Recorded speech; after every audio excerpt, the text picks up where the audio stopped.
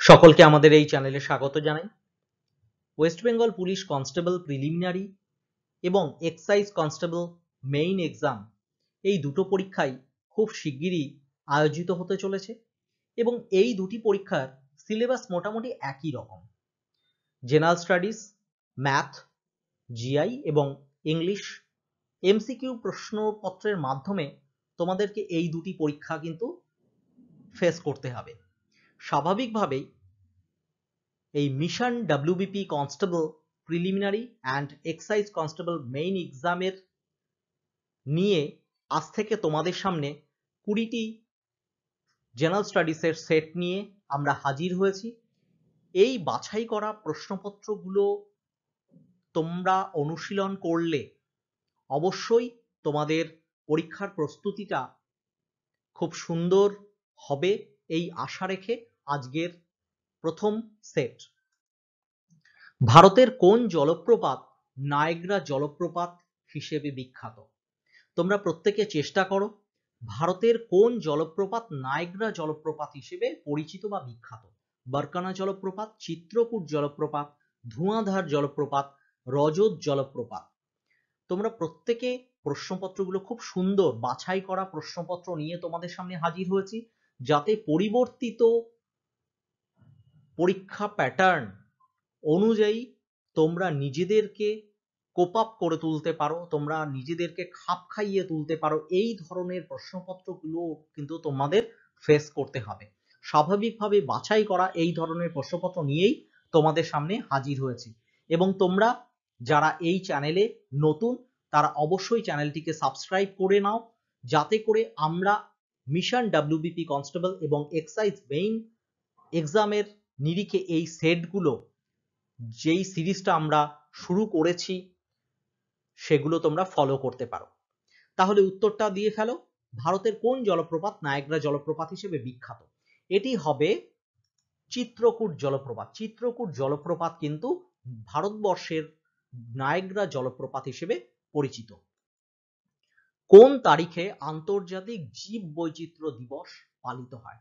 কোন তারিখে আন্তর্জাতিক জীব বৈচিত্র্য দিবস পালিত হয়? প্রত্যেকে অপশনসগুলো দেখো এবং নিজেরা চেষ্টা করো অ্যান্সার করার। এটা কোনটা হবে অ্যান্সার বলো? এটা হবে 22শে মে। 22শে মে এই তারিখটায় আন্তর্জাতিক জীব বৈচিত্র্য দিবস হিসেবে পালিত হয়। ধর্মসভা কে তৈরি করেছিলেন? তোমরা প্রত্যেকে অপশনসগুলো দেখে ট্রাই করো। রাজা রামমোহন রায়, কেশবচন্দ্র সেন, রাধাকান্ত দেব না মহর্ষি দেবেন্দ্রনাথ ঠাকুর? ধর্মসভা তৈরি করেছিলেন রাধাকান্ত দেব। সালটা তোমরা বলতে পারবে? অবশ্যই কমেন্ট সেকশনে জানিও ধর্মসভা কোন সালে প্রতিষ্ঠিত হয়েছিল। ভারতীয় সংবিধানে আইনের শাসন, রুল অফ ল, এই কনসেপ্ট বা এই ধারণাটি কোথা থেকে নেওয়া হয়েছে? আমরা জানি ভারতবর্ষের সংবিধান বিশ্বের বৃহত্তম লিখিত সংবিধান এবং ভারতবর্ষের সংবিধান রচনা করতে গিয়ে সংবিধান প্রণেতারা, রচয়িতারা বিভিন্ন দেশের সংবিধানকে বিশ্লেষণ করে সেই দেশের সংবিধানগুলোর সর্বোত্তম বা ভালো জিনিসগুলোকে আমাদের দেশের সংবিধানে ইনকর্পোরেট করেছেন বা অন্তর্ভুক্ত করেছেন। স্বাভাবিকভাবে আমরা ভারতীয় সংবিধানে এই যে রুল অফ ল, আইনের শাসন, এই যে কনসেপ্ট বা ধারণাটি পাই, এটি কোন দেশের সংবিধান থেকে নেওয়া হয়েছে? তোমরা প্রত্যেকেই অপশন দেখে চেষ্টা করো। এটা কোনটা হবে অ্যান্সার? রুল অফ ল এই কনসেপ্টটা নেওয়া হয়েছে ব্রিটিশ সংবিধান থেকে। বায়ুমণ্ডলের কোন স্তরে বায়ুর ঘনত্ব সর্বাধিক? বায়ুমণ্ডলের কোন স্তরে বায়ুর ঘনত্ব সর্বাধিক থাকে? এটা থাকে ট্রোপোস্ফিয়ারে। ট্রোপোস্ফিয়ারে বায়ুমণ্ডলের ঘনত্ব বায়ুর ঘনত্ব সর্বাধিক থাকে। এ প্যাসেজ টু ইংল্যান্ড গ্রন্থটির রচয়িতাকে? খুব বিখ্যাত একটি বই এ প্যাসেজ টু ইংল্যান্ড, এই গ্রন্থটা রচয়িতাকে? তোমরা প্রত্যেকে চেষ্টা করো। এই বইটি কে রচনা করেছেন? এনসি চৌধুরী বা Niraj C Chaudhuri. A passage to England. তোমরা কমেন্ট সেকশনে এটাও অ্যান্সার আমাকে বলো, এ প্যাসেজ টু ইন্ডিয়া এই বইটি কার লেখা? একই রকম দেখতে মনে হলেও অথর কিন্তু আলাদা। এ passage to England NC Chowdhury, তাহলে এ প্যাসেজ টু ইন্ডিয়া এই বইটি কার লেখা? এটিও কিন্তু গুরুত্বপূর্ণ একটি প্রশ্ন। সার্কের সদর কার্যালয় কোথায় অবস্থিত? সার্ক সার্ক কোন সালে প্রতিষ্ঠা হয়েছিল? 1985-এ ঢাকা শীর্ষ বৈঠকে এর জন্ম। এই সার্কের সদর কার্যালয়টা কোথায় অবস্থিত? সার্কের সদর কার্যালয় অবস্থিত কোথায়? কাঠমান্ডুতে। Poverty and unbritish rule in India, এই বিখ্যাত বইটা কে রচনা করেছেন? Poverty and unbritish rule in India. Class আমরা নবম দশম শ্রেণীর যদি জীবন মুখোপাধ্যায়ের হিস্ট্রি বই বা যে কোনো হিস্ট্রি বই পড়লেই কিন্তু এই কোশ্চেনটা কিন্তু আমরা করতে পারবো, এই প্রশ্নের উত্তরটা কিন্তু সহজেই করতে পারবো। এবং যেহেতু এই দুটো পরীক্ষার ক্ষেত্রে মাধ্যমিকটাকে স্ট্যান্ডার্ড ধরা হয়েছে, মানে মাধ্যমিক লেভেলের প্রশ্নপত্র হবে বলে বলা হয়েছে সিলেবাসে, কিন্তু তোমরা প্রত্যেকেই জানো যে মাধ্যমিকের ইতিহাস ভূগোলের মধ্যেই বা বিজ্ঞানের মধ্যে যে বিষয়গুলো রয়েছে সেগুলোই কিন্তু আমরা খুঁটিয়ে না পড়ার জন্য আমরা প্রত্যেকেই পরীক্ষা মানে এক্সাম ওরিয়েন্টেড পড়াশোনা করি। স্বাভাবিকভাবে সেই সময় অনেক অজানা জিনিস থেকে যায়, সেই অজানা জিনিসগুলোই এখন আমাদের চাকরির পরীক্ষার প্রস্তুতি নিতে গিয়ে আমাদের সেই জিনিসগুলো ভীষণ পরিমাণে কাজে লাগে। এখন মনে হয় যে এই প্রশ্নপত্রগুলো তো ওখানে ছিল কিন্তু আমরা খেয়াল করিনি। যাই হোক, এই প্রশ্নের উত্তরটা তোমরা করার চেষ্টা করো। Poverty and unbritish rule in India, এই বিখ্যাত বইটা রচনা করেছেন কে? এটা রচনা করেছেন দাদাভাই নওরোজি। দাদাভাই নওরোজি এই বিখ্যাত বইটা রচনা করেছেন, poverty and unbritish rule in India. দক্ষিণ ভারতের ম্যানচেস্টার কাকে বলা হয়? দক্ষিণ ভারতের ম্যানচেস্টার কাকে বলা হয়? তোমরা প্রত্যেকে অপশন দেখে চেষ্টা করো। দক্ষিণ ভারতের ম্যানচেস্টার হিসেবে পরিচিত কোয়েম্বাটুর। উড়িষ্যার ভিতরকণিকা কি ধরনের বনভূমি দেখা যায়? মানে উড়িষ্যার ভিতরকণিকায় কি ধরনের বনভূমি দেখা যায়? পর্ণমোচী, ম্যানগ্রোভ অরণ্য, চিরহরিৎ না কোনোটিই নয়? খুব ভালো একটি প্রশ্ন, যেহেতু কনসেপ্ট বেস এখন প্রশ্ন হচ্ছে। উড়িষ্যার ভিতরকণিকা কি ধরনের বনভূমি দেখা যায়? তোমরা একটু চেষ্টা করলেই পারবে। ম্যানগ্রোভ অরণ্য কিন্তু দেখা যায় উড়িষ্যার ভিতরকণিকায়। কোন অঞ্চলকে ভারতের খনিজ ভান্ডার বলা হয়? কোন অঞ্চলকে বলা হয় ভারতের খনিজ ভান্ডার? খুব কমন একটা প্রশ্ন এবং খুব সুন্দর একটা প্রশ্ন, তোমরা দেখো।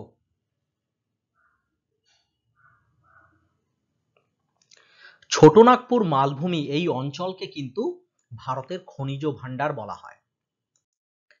কোন বাংলা সাহিত্যিক প্রথম জ্ঞানপীঠ পুরস্কার পেয়েছিলেন? তোমরা প্রত্যেকে চেষ্টা করো, স্ট্যাটিক জিকের থেকেই আসবে পরীক্ষায়। কোন বাংলা সাহিত্যিক প্রথম জ্ঞানপীঠ পুরস্কার পেয়েছিলেন? কে পেয়েছিলেন? তারাশঙ্কর বন্দ্যোপাধ্যায়। কোন শহরকে দাক্ষিণাত্যের কাশী বলা হয়? দাক্ষিণাত্যের কাশী হিসেবে কোন শহর পরিচিত? খুব কমন একটা প্রশ্ন স্ট্যাটিক জিকের। মাদুরাইকে বলা হয় দাক্ষিণাত্যের কাশী। আরাবল্লী পর্বতের সর্বোচ্চ শৃঙ্গের নাম করো। জিওগ্রাফির প্রশ্ন। আমরা প্রত্যেকটা এই সেটে বাছাই করা যে প্রশ্নগুলো রেখেছি তাতে হিস্ট্রি, জিওগ্রাফি, কনস্টিটিউশন, ইকোনমি সমস্ত কিছু থেকে তোমাদের প্রশ্ন কিন্তু রাখার চেষ্টা করেছি, যাতে করে তোমাদের প্রিপারেশন লেভেলটা খুব সুন্দর জায়গায় তোমরা নিয়ে যেতে পারো। আরাবল্লী পর্বতের সর্বোচ্চ শৃঙ্গের নাম কি? আরাবল্লী পর্বতের সর্বোচ্চ শৃঙ্গের নাম হচ্ছে গুরু শিখর। তাহলে বলো তো দোদাবেতা কোন পর্বতের সর্বোচ্চ শৃঙ্গ? তোমরা কমেন্ট সেকশনে এটির অ্যান্সার জানাবে। আর আনাইমুদি সাউথ ইন্ডিয়ার কিন্তু দক্ষিণ ভারতের এবং উপদ্বীপীয় ভারতবর্ষের সবথেকে সর্বোচ্চ শৃঙ্গ কিন্তু আনাইমুদি। টোপোগ্রাফিক্যাল মানচিত্র নির্মাতা কারা নির্মাণ করেন? টোপোগ্রাফিক্যাল, তাহলে এই প্রশ্নের মধ্যেই কিন্তু আরো একটা প্রশ্ন পেয়ে গেলাম। টোপোগ্রাফিক্যাল মানচিত্র কারা নির্মাণ করে? কারা করে সেটা হচ্ছে সার্ভে অফ ইন্ডিয়া। তাহলে জানতে চেয়েছি এই সার্ভে অফ ইন্ডিয়ার প্রধান কার্যালয় কোথায় অবস্থিত? সার্ভে অফ ইন্ডিয়ার প্রধান কার্যালয় কোথায় অবস্থিত? তোমরা প্রত্যেকে চেষ্টা করো। সার্ভে অফ ইন্ডিয়ার প্রধান কার্যালয় অবস্থিত দেরাদুনে।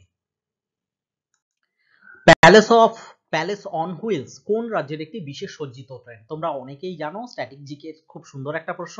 প্যালেস অন হুইলস এটি হচ্ছে কোন রাজ্যের বিশেষ সজ্জিত ট্রেন? এটি হচ্ছে রাজস্থানের। কোন সঙ্গীত ধারাটি আমির খসরু প্রবর্তিত নয়? খুব সুন্দর একটা প্রশ্ন, দেখো। খেয়াল, ধ্রুপদ, তারানা, কাওয়ালি, এদের মধ্যে এই সঙ্গীত যে ধারাগুলো তার মধ্যে কোনটা আমির খসরু প্রবর্তিত নয়? এটা হচ্ছে ধ্রুপদ। ধ্রুপদ কিন্তু আমির খসরু প্রবর্তিত নয়। কোন দেশের সংবিধানের অনুকরণে ভারতীয় সংবিধানের নির্দেশমূলক নীতির ধারণাটি এসছে? খুব সুন্দর একটি প্রশ্ন, পলিটি থেকে। ভারতীয় সংবিধানে এই নির্দেশমূলক নীতি, যেখানে ওয়েলফেয়ার স্টেট, কল্যাণকামী রাষ্ট্রের ধারণা রয়েছে, এটিও কিন্তু একটি প্রশ্ন আসতে পারে যে কল্যাণকামী রাষ্ট্রের ধারণা আমরা ভারতীয় সংবিধানের কোন অংশে পাই। সেটা পাই হচ্ছে নির্দেশমূলক নীতিতে। এখন প্রশ্নটা হচ্ছে কোন দেশের সংবিধানের অনুকরণে এই ভারতীয় সংবিধানে নির্দেশমূলক নীতির ধারণাটি এসছে। এটি এসছে আইরিশ সংবিধান থেকে বা আয়ারল্যান্ডের সংবিধানের অনুকরণে কিন্তু ভারতীয় সংবিধানে এই নির্দেশমূলক নীতির ধারণাটি বা কনসেপ্টটি এসছে। কোন ইউরোপিয়ান ব্যক্তি প্রথম ভাগবত গীতা ইংরেজিতে অনুবাদ করেন? কে করেছিলেন? তোমরা প্রত্যেকে চেষ্টা করো। কোন ইউরোপিয়ান ব্যক্তি প্রথম ভাগবত গীতা ইংরেজিতে অনুবাদ করেন? এটি কে করেন? এটা করেন চার্লস উইলকিন্স। চ্যালেঞ্জার খাত কোথায় অবস্থিত? কোথায় দেখতে পাওয়া যায় চ্যালেঞ্জার খাত? আরব সাগর, প্রশান্ত মহাসাগর, বঙ্গোপসাগর না ভারত মহাসাগর? তোমরা প্রত্যেকে চেষ্টা করো। চ্যালেঞ্জার খাত কোথায় অবস্থিত? চ্যালেঞ্জার খাত অবস্থিত প্রশান্ত মহাসাগরে। বিক্রমশীল দেব নামে কে পরিচিত? নামটা শুনলেই তোমরা বুঝতে পারবে যে বিক্রমশিলা মহাবিহার তিনি প্রতিষ্ঠা করেছিলেন, সেই কারণেই কিন্তু বিক্রমশীল দেব নামে তিনি পরিচিত। কে করেছিলেন বিক্রমশিলা মহাবিহার? প্রতিষ্ঠা করেছিলেন ধর্মপাল। এই ধর্মপাল কিন্তু বিক্রমশীল দেব নামে পরিচিত। কার্য এক প্রকার, এবার সায়েন্সের প্রশ্ন। কার্য এক প্রকার ভেক্টর রাশি, স্কেলার রাশি নাকি স্কেলার ও ভেক্টর রাশি দুটোই, নাকি কোনোটিই না? কার্য কি? এখন সায়েন্সের মধ্যে থেকে স্কেলার রাশি আর ভেক্টর রাশি কি এটা তোমরা প্রত্যেকেই জানো। স্কেলার রাশি মানে হচ্ছে শুধুমাত্র ম্যাগনিটিউড থাকবে, মানে মান থাকবে, আর ভেক্টর রাশি মানে মান এবং দিক, ম্যাগনিটিউড এবং হচ্ছে ডিরেকশন দুটোই থাকবে। তাহলে কার্য এটি কি ধরনের রাশি? এটি হচ্ছে স্কেলার রাশি। কার্যের কিন্তু কোনো ডিরেকশন নেই, ডাইরেকশন বা দিক নেই। আইএলও ইন্টারন্যাশনাল লেবার অর্গানাইজেশনের সদর দপ্তর কোথায় অবস্থিত? ইন্টারন্যাশনাল লেবার অর্গানাইজেশনের সদর দপ্তর কোথায় অবস্থিত? খুব কমন একটা প্রশ্ন স্ট্র্যাটেজিকের। আইএলও বা ইন্টারন্যাশনাল লেবার অর্গানাইজেশন কোন সালে প্রতিষ্ঠা হয়েছিল তোমরা কিন্তু কমেন্ট সেকশনে জানাবে, কারণ এই সালটিও খুব গুরুত্বপূর্ণ এবং এই সালটি দেখলেই তোমরা বুঝতে পারবে। তোমাদের এই প্রশ্নটা পরীক্ষায় আসে যে ইন্টারন্যাশনাল অর্গানাইজেশনস, যে ইউনাইটেড নেশনস এবং এই যে অর্গানাইজেশনস গুলো, তার মধ্যে সব থেকে পুরনো ওল্ডেস্ট কোনটা, এই সালটা দেখলেই তোমরা বুঝতে পারবে। ইন্টারন্যাশনাল লেবার অর্গানাইজেশনের সদর দপ্তর কোথায়? জেনিভাতে। ক্রিপস মিশন কবে ভারতে আসেন? খুব কমন একটা প্রশ্ন। ক্রিপস মিশন কবে ভারতে আসেন? তোমরা প্রত্যেকেই অ্যান্সার করো। ক্রিপস মিশন ভারতে আসেন 1942। আর 1946 এ কারা আসেন? ক্যাবিনেট মিশন, মন্ত্রী মিশন ভারতে এসেছিল 1946 এ। কোন সুলতানকে খামখেয়ালি সুলতান বলা হয়? কোন সুলতানকে, বা পাগলা রাজা বলেও আমরা জানি হিস্ট্রিতে, কোন সুলতানকে বলা হয়? খুব সোজা একটা প্রশ্ন। খামখেয়ালি সুলতান বা পাগলা রাজা বলা হয় মোহাম্মদ বিন তুগলককে। আমরা পাগলা রাজা বা খামখেয়ালি সুলতান বলে ইতিহাসে তাকে বিভিন্ন ঐতিহাসিকরা এমন ভাবে বর্ণনা করেছেন। তাহলে এই যে 25টি প্রশ্ন, তোমরা প্রশ্নের মান দেখেই বুঝতে পারছো আমরা খুব খেটে বিভিন্ন বিষয় ভিত্তিক প্রশ্ন উত্তর থেকে বাছাই করে তোমাদের এই দুটি পরীক্ষার নিরিখে আমরা কিন্তু প্রশ্নপত্রগুলোকে তোমাদের সামনে উপস্থাপন করার চেষ্টা করছি। তোমরা এই সেটগুলো তোমরা ফলো করো, তোমরা অংশগ্রহণ করো, এই সেটগুলো নিয়ে প্রতি মুহূর্তে তোমরা প্র্যাকটিস করো এবং তোমরা পরীক্ষায় সফল হও।